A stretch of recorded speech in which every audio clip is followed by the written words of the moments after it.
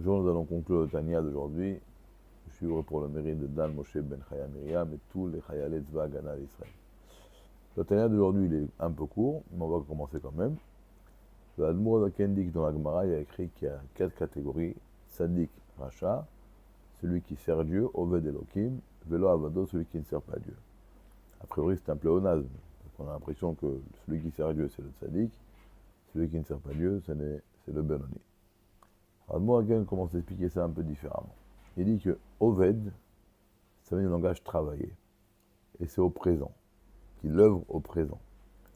Mais le mot Oved vient de la racine Iboud, quand on tanne une peau. Tanner une peau, c'est un travail qui nécessite beaucoup d'efforts. De prendre une peau d'un animal qui est grossière et de la rendre raffinée, comme une peau raffinée, c'est un travail qui nécessite beaucoup d'efforts.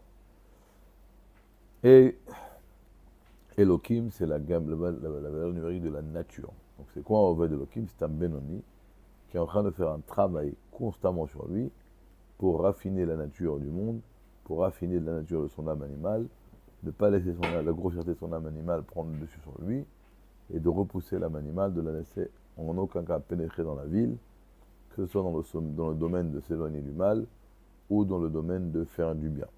D'accord? Alors que le mot Eved, c'est déjà, il a déjà œuvré, il n'est pas en train d'œuvrer pour devenir un esclave, ça c'est Oved, il est Eved, il est déjà devenu un serviteur, comme quelqu'un qui a déjà été nommé roi. Et à quel niveau il est attaché le tzaddik? À Vaye, à la nature qui transcende les mondes. La lumière de Dieu qui est au-dessus de la nature, parce que le tzaddik, lui, il n'est pas en train de se taper pour raffiner la nature du monde et la grossièreté de son âme animale, il s'occupe d'une seule chose, de faire descendre des lumières divines dans le monde. Alors ça, c'est la différence.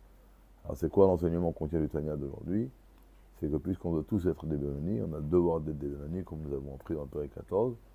Notre travail à nous, c'est quoi? C'est de raffiner la grossièreté de l'âme animale et d'enlever ce voile-là de la nature qui voile sur la divinité, dévoiler Dieu à l'intérieur de l'obscurité et de faire un travail que la grossièreté de notre âme animale soit raffinée au maximum. Et donc, plus elle va être raffinée, et plus on va avoir tendance à dominer nos pulsions et ne pas laisser l'âme animale pénétrer à l'intérieur de nous. Concrétiser, c'est à votre. Bonne journée.